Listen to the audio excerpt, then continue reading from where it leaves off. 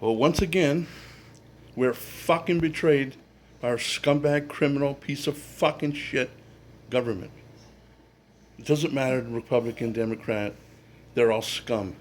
99 to 100% of them.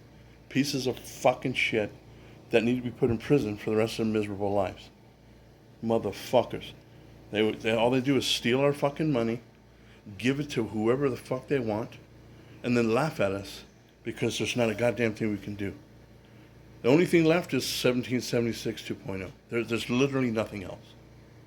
And even that we won't be able to pull off because they've geared everything toward it. They've planned ahead. They have internet kill switch. They can cut power. You know, minimizes the way to communicate, so you can't form any real response to rebel. No, I'm here in Texas, and we need to secede. God damn it! I mean, there's no hope. It's gone. There is literally no hope. And honestly, I don't even have faith in anyone in Texas either. Uh, I'm just, it's nonstop betrayal by every motherfucking politician, every single fucking one. They should be put in prison for the rest of their miserable lives. Tortured every fucking day. Let them feel the torture we feel. Motherfuckers. Oh, yeah. Now that I got that somewhat out of my system, it's a good thing I'm near death. I'll just leave it at that. Oh my God, I'm enraged. The sad thing is, I saw this 50 years ago when I was a kid. I understood it then, and I understood that there's virtually nothing that can be done. That it's we were bought. I mean, the politicians were all bought and paid for, sold us out before I was even born, and I was born in the late '60s, and that's a fact. There might be one, two here and there that might start out okay, but they end up getting either corrupted, blackmailed, threatened, or they just quit, or they get voted out and they're gone. The good people don't last. It was like Jesse Ventura when he became governor of Minnesota. I mean, they went after his family. They went. I mean, he was an independent, so he had it from both sides coming after him. Um, Not quite to the level of how they come after Donald Trump, but I mean, you know. And Donald Trump, yeah, he's an asshole, but I mean, he's the one guy. I don't even consider him a politician because really he's not. And he's not really a Republican. He's not really any single party, really. But he aligns more with conservatives than anyone else. So, I mean, it doesn't matter if he gets elected. It's just going to be like last time. Like when things get better for a little bit, but ultimately, all it's going to do is delay the inevitable, complete destruction of America. I mean, it's over. It's been over for a long time. If I mean, even if it wasn't the politicians, financially, that we're finished. We're finished. We are beyond done. Um, all that has to happen at this point is, and it's going to happen probably within the next couple of years, um, for America to not be the petrodollar, the world's currency.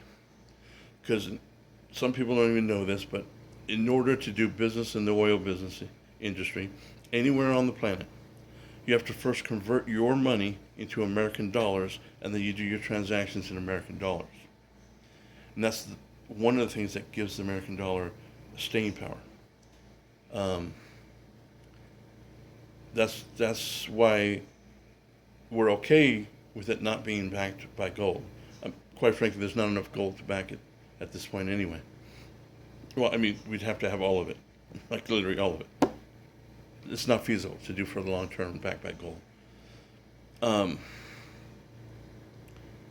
But aside from that, so that's all that has to happen for us to lose that status. And either they don't have to replace it with anything. You just do business in your current your currency, and that's it. You don't have to have a petrodollar. You don't have to have a single world currency. You don't. And so once that goes down, and like I said, it's guaranteed it will. You talk to anyone that knows world finances, that's coming for sure, and it's probably coming sooner than most of us think. Once that happens, we're done. Total collapse, very quick, within months. You'll see hyperinflation. I mean hyperinflation, like 1,000%, not 10, 20%, 1,000%. A dollar would be almost useless. It'd be like Zimbabwe. Zimbabwe at one point, they did similar things like us, printing money and doing stupid crap. And at one point, their dollar, it took 1 million of their dollars to equal one of ours. That's where we're going to be. And the reason why is because we have trillions and trillions and trillions of dollars outside of America. And so once our status ends as world currency, they will dump all that American dollars. That means all those American dollars will flood back into the country. Trillions and trillions and trillions, possibly, double-digit trillions, all in a very short time. And then you have way more money in circulation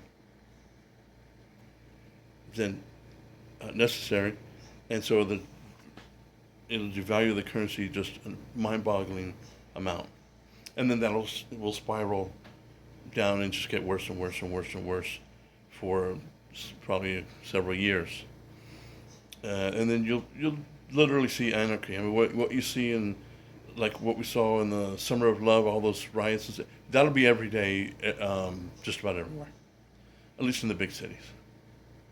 And people just be killing each other for food and for, gasoline, for whatever. It'll be literal anarchy for several years.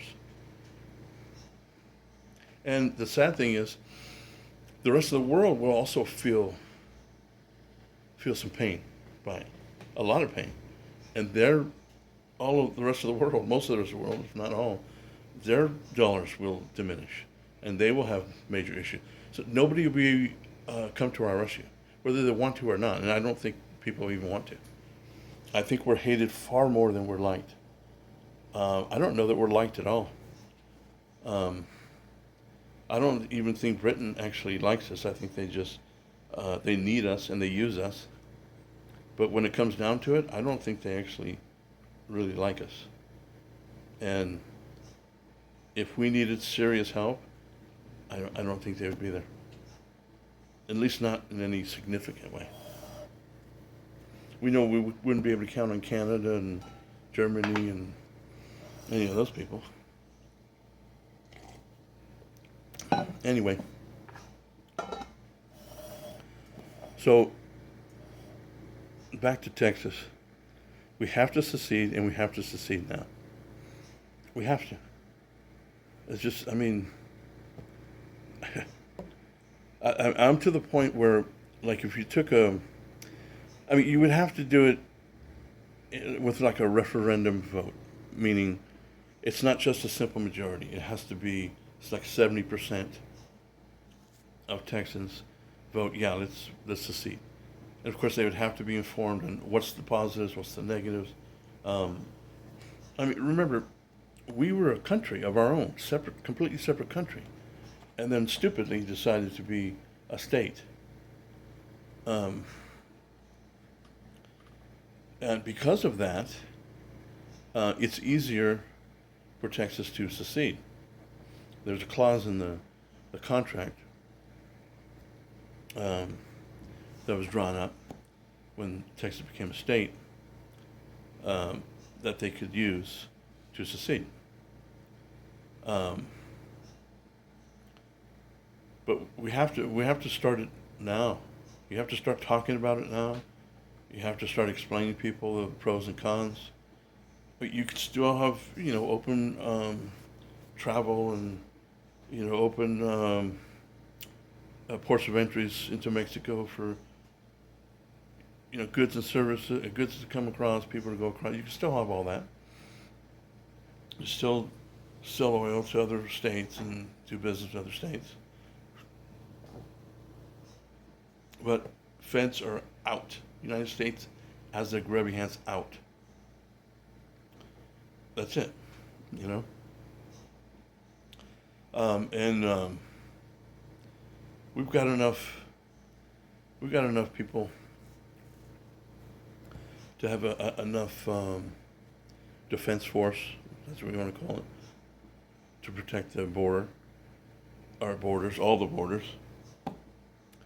But it would only work, and I know it might be controversial, but the only way it would work to secede, you would have to tell illiberals you got to leave. We are we're a conservative nation, and you must be conservative to live here. So out. You have to do it. There's no other way, because if you allow these scumbags to stay in here, I mean, they have the goal. So many of them came here with the goal to destroy Texas and turn it blue, turn it liberal. You can't allow them to stay. They have bad intentions. So you have a legal right to throw them out. It's not going to be perceived very well, but you have the legal right, because they don't mean any good. They mean to do us harm. So once you secede, you have every right to throw them out. And pay them market price for their house and a business or whatever, but you got to go.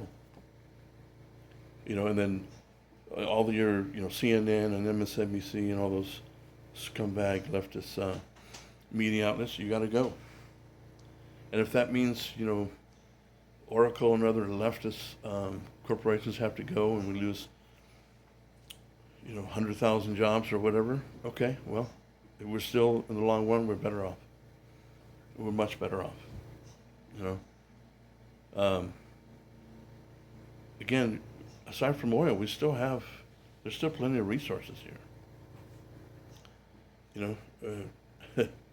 We can take care of ourselves. We don't need, and as a matter of fact, Texas is the only state that gives twice as much to the federal government as it takes in federal monies. Yeah. Every other state takes twice as much as they give in revenue. We give twice as much as we take, and we're treated like dog shit. So it's time for us to, and because of that, we wouldn't have to pay anything to Washington or anything. We've already given double our share, more than we were supposed to.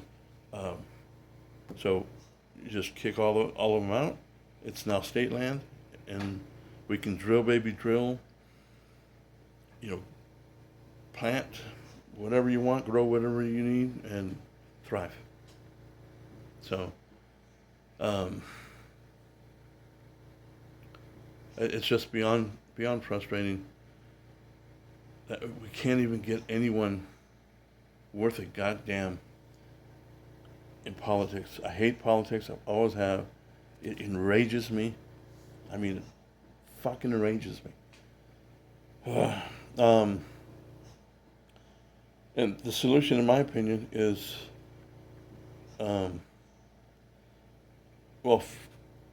if you have a smaller nation, you can do it, which is be an actual democracy. We're not a democracy.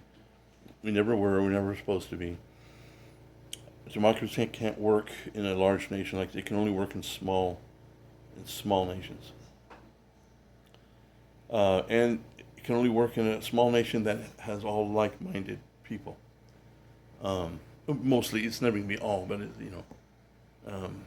90+% like-minded. And I think you kick out the liberals, I think you'd probably be at about that. So what I mean by that is this. The first democracy was in Athens, Greece in 507 BC. The way it worked was they didn't have politicians. They only had, they hired people, just like a normal job, for one term.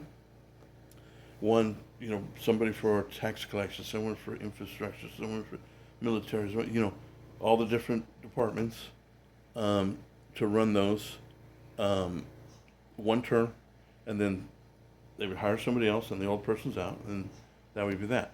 And those people had no power to make law at all. So you eliminate all that. Oh, we're just going to make this law, and people just have to deal with it. No, that's gone. They have no power to go to war. No power to raise taxes.